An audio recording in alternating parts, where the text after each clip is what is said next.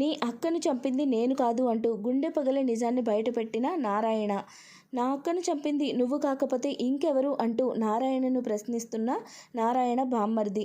ఇప్పుడు ఏం జరగబోతోంది, పొదరిల్లు సీరియల్ రాబోతున్నటువంటి ఎపిసోడ్స్లో ఎటువంటి ట్విస్టులు ఉండబోతున్నాయి అనే విషయాలు టీవీలో కన్నా ముందుగా తెలుసుకోవాలి అనుకుంటున్నారా? అయితే వెంటనే ఛానల్ సబ్స్క్రైబ్ చేసి పక్కనే ఉన్న బెల్ ఐకాన్పై ట్యాప్ చేయండి. అప్పుడే మేము పెట్టే ప్రతి వీడియో కూడా నోటిఫికేషన్ రూపంలో మీ వరకు వస్తుంది.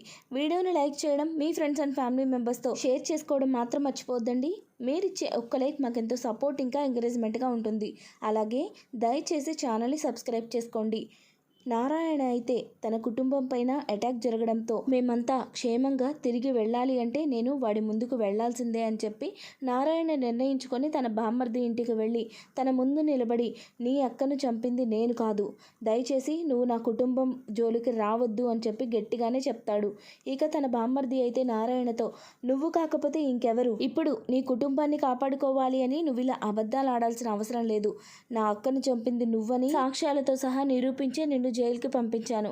జైలు శిక్ష అనుభవించి మళ్ళీ ఏ ధైర్యంతో నువ్వు ఈ ఊళ్ళో అడుగు పెట్టావు అంటూ తనకి వార్నింగ్ ఇస్తూ ఉంటాడు. అయితే నారాయణ మాత్రం, చూడు నేను చెప్తున్నా కదా, నీ అక్కను చంపింది నేను కాదు అని గట్టిగా చెప్పడంతో, మరి ఎవరు, నువ్వు కాకపోతే ఇంకెవరు అని తన బామ్మర్ది అయితే నిలదీస్తూ ఉంటాడు. దానికి, నీకు బాగా తెలిసిన వ్యక్తే నీ అక్కను చంపారు, ఆ నిందని నేను మోసి జైలుకి వెళ్ళొచ్చాను, దయచేసి నువ్వు నా కుటుంబం జోలికి రావద్దు, నేను చాలా మర్యాదగా చెప్తున్నాను, ఒకసారి తప్పు చేయకుండా జైలుకు వెళ్ళొచ్చాను, ఈసారి తప్పు చేసి జైలుకు వెళ్ళడానికి నాకు పెద్ద లెక్క కాదు అంటూ వార్నింగ్ ఇస్తాడు. అయితే ఆ మాటలు అన్నీ వింటున్న నారాయణ బామ్మర్ది అయితే, వీడు ఏదో చెప్పి తప్పించుకోవాలని చూస్తున్నాడు, వీడు ఇచ్చిన వార్నింగ్ నిజమవ్వాలంటే ఈ ఇంటి నుంచి బయటకు వెళ్ళాలి కదా అంటూ తన మనుషులకి సైగ చేసి నారాయణ మీద అటాక్ చేయబోతాడు. అదే టైంకి అక్కడికి చక్రి, కేశవ, మాధవ వస్తారు. వాళ్ళని చూసిన వాళ్ళ మేనమామ అయితే, మీరేంటి ఇక్కడికి వచ్చారు అని చెప్పి తన చేతిలో ఉన్న కత్తిని దాచేస్తాడు. రౌడీలను కూడా సైడ్ అయిపోమని చెప్తాడు. ఇక నారాయణ ఆ సీన్ చూసి, అంటే వీడు నా కొడుకుల ముందు బయటపడకూడదు అనుకుంటున్నాడా, మంచివాడిగా ఉండాలి అనుకుంటున్నాడా, అది కూడా ఒకందుకు మంచిదేలే, ఇప్పుడు వాడు నా కుటుంబం పైన అటాక్ చేయడు అని తెలిసిపోయింది కదా, వాడి పగంతా కూడా నా మీదే, కాబట్టి నేను నా పిల్లల్ని క్షేమంగా ఇక్కడి నుంచి తీసుకెళ్ళొచ్చు అని చెప్పి నారాయణ సంతోషంగా వెళ్ళొస్తాను బామ్మర్ది అని చెప్పి వాళ్ళని తీసుకొని అక్కడి నుంచి వెళ్ళిపోతాడు.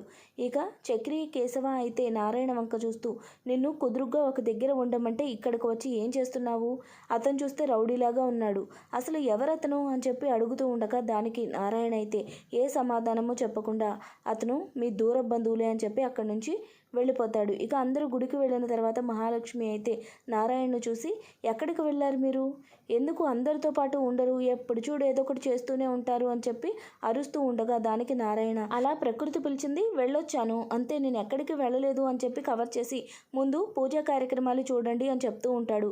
అయితే అక్కడికి వచ్చిన తాయారు ఇంకా గాయత్రి తన భర్త ముగ్గురు కూడా వీళ్ళని చూసి, ఏంటి మాకన్నా ముందు చేసేద్దామనే, ముందు మేము వచ్చాము, మేమే పూజ చేయించుకుంటాం, ఆ తర్వాతే మీరు అని చెప్పి అంటూ ఉండగా అక్కడికి వచ్చిన పంతులు గారు, చూడండమ్మా, ఇక్కడ ప్రతి ఒక్కరూ ఏం చేయాలన్నా కూడా ఒక ఆచారం అనేది ఉంటుంది, ముందుగా భార్యాభర్తలు ఇద్దరు కూడా ముందుకు రండి అంటూ గాయత్రిని తన భర్తని పిలుస్తారు.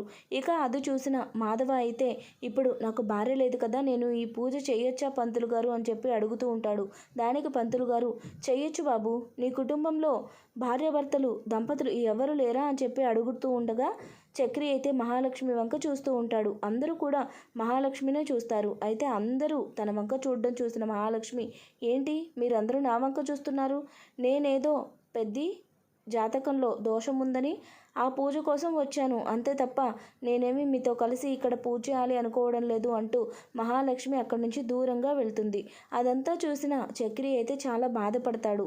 ఇక అదంతా చూసిన తయారు గాయత్రి కూడా, మహాలక్ష్మి ఏంటి ఇలా బిహేవ్ చేస్తుంది, ఏమన్నా గొడవ పడ్డారా అని చెప్పి అనుకుంటూ ఉండగా అప్పుడే మాధవ వాళ్ళ అత్త వంక చూసి, అత్తయ్య అది ఇప్పుడు ఏదైనా సొల్యూషన్ ఉందేమో పంతులు గారిని అడిగితే బాగుంటుంది కదా అని చెప్పి అంటూ ఉండగా దానికి తయారు, నాకేం పనిరా, నీ పూజ నువ్వు చేయించుకో, మాది మేం చేయించుకుంటాం అని చెప్పి అంటూ ఉండగా వాళ్ళ అల్లుడు గారు అక్కడే ఉండడం చూసిన తయారు అయితే, అది బాబు ఏం లేదు, నాకు కోపమేం లేదు, కేవలం అప్పుడప్పుడు అలా అంతే అని చెప్పి అంటూ కవర్ చేయడానికి ప్రయత్నిస్తుంది. గాయత్రి మాత్రం నీకేం పనమ్మా వాళ్ళతోటి, వాళ్ళేదో వాళ్ళు చూసుకుంటారు, నువ్వేదో నువ్వు చూసుకో, ఎప్పుడు చూడు వాళ్ళ గురించి తప్పుగా మాట్లాడడం, వాళ్ళని ఇబ్బందులు పెట్టడమే కదా నీ పని అంటూ ఉండగా దానికి తయారు నువ్వు సైలెంట్గా ఉంటావా, అల్లుడు గారి ముందెందుకు నా పరువు తీయాలని చూస్తున్నావు అని చెప్పి గాయత్రిని అరుస్తుంది.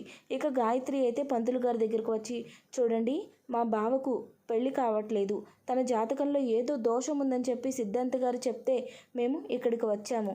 ఇప్పుడు తను ఈ దోష పరిహార పూజ ఎలా చేయాలి ఏంటి అనేది మీరు ప్రాసెస్ చెప్తే వాళ్ళు ఏదో ఒకటి చేస్తారు కదా, ప్రతిదానికి ఒక సొల్యూషన్ ఉంటుంది, ఇప్పుడు ఈ మొక్కు ఎలా తీర్చుకోవాలి అని చెప్పి అడుగుతూ ఉండగా దానికి పంతులు గారు మాత్రం ఈ ఇంటి కోడలే ఈ మొక్కు తీర్చాలమ్మా, ఆడవాళ్ళే ఈ మొక్కు తీర్చడానికి అర్హులు అని చెప్పి అంటూ ఉండగా దానికి అందరూ కూడా మహాలక్ష్మి వంక చూడడంతో మహాలక్ష్మి అక్కడికి వచ్చి పంతులు గారు ఇప్పుడు నేనేం చేయాలి అని చెప్పి అడుగుతుంది. దాంట్లో ఇంట్లో వాళ్ళందరూ కూడా చాలా సంతోషపడతారు. నేను ఇదంతా కూడా పెద్ద కోసమే చేస్తున్నాను, మీరేం అంత సంతోషపడాల్సిన అవసరం లేదు అంటుంది. ఇక పంతులు గారు మీ భార్యాభర్త ఇద్దరూ కూడా కలిసి ఈ పూజ చేయాల్సి ఉంటుంది అని చెప్పి విషయం అంతా కూడా చెప్పడంతో మహాలక్ష్మి సరే అని ఒప్పుకుంటుంది. దాంతో చక్రి అయితే చాలా సంతోషపడిపోతాడు. ఇక మహాలక్ష్మి తన భార్యగా తనతో ఉండి ఈ పూజ చేస్తుంది అని చెప్పి. ఇక ఒక పక్క మనీషా వాళ్ళతో కలిసి వచ్చిన దగ్గర నుంచి కూడా చక్రి మహాలక్ష్మిలాగా కాపురం చూసి నేను కూడా ఇలాగే ఉండాలి, నేను కోరుకున్న వ్యక్తిని పెళ్లి చేసుకొని సంతోషంగా ఉండాలి అనుకుంటూ మాధవ్ వంక చూస్తూ ఉంటుంది. మనీషాలో వచ్చిన మార్పుని మహాలక్ష్మి గమనిస్తూనే ఉంటుంది. మాధవ్ వంక చూడడము, తనను ఎప్పుడూ కూడా మాట్లాడాలని ట్రై చేయడము ఇదంతా కూడా గమనించి తనకి మనీషా మీద క్రష్ ఉందని అర్థం చేసుకుంటుంది. ఇదే విషయాన్ని గాయత్రి కూడా నోటీస్ చేస్తుంది.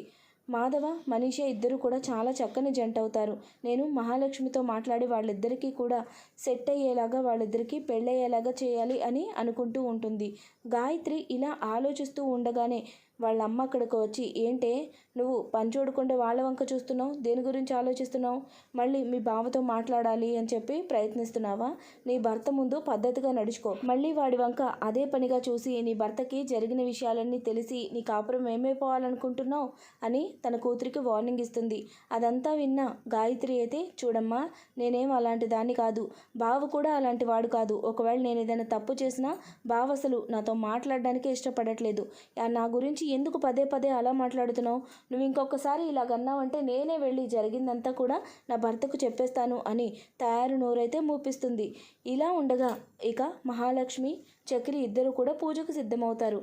ఆ పూజలో కుటుంబ సభ్యులు అందరూ కూడా కూర్చుంటారు. అయితే మరోపక్క నారాయణ బామ్మర్దికి మాత్రం తన పగ ఎలా తీర్చుకోవాలి అని చెప్పి ప్లాన్స్ వేస్తూ ఉంటాడు.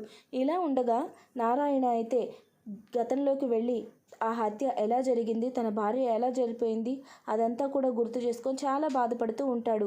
ఇక అలా బాధగా ఉన్న నారాయణని గమనించిన మహాలక్ష్మి అసలు ఏం జరిగింది, ఎందుకు అలా ఉన్నారు, ఇందాక ఎక్కడికి వెళ్ళారు నిజం చెప్పండి అని నిలదీయడంతో నారాయణ అయితే జరిగిందంతా కూడా నా పిల్లలకి ఎప్పటికైనా తెలియాల్సిందే అని చెప్పి నిజం చెప్పడానికి ఒప్పుకుంటాడు.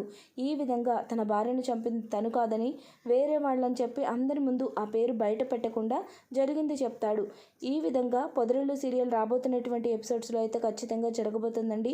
వీడియో నచ్చినట్లయితే తప్పకుండా లైక్ చేయండి, ఛానల్ని సబ్స్క్రైబ్ చేసుకోండి. Thanks for watching friends.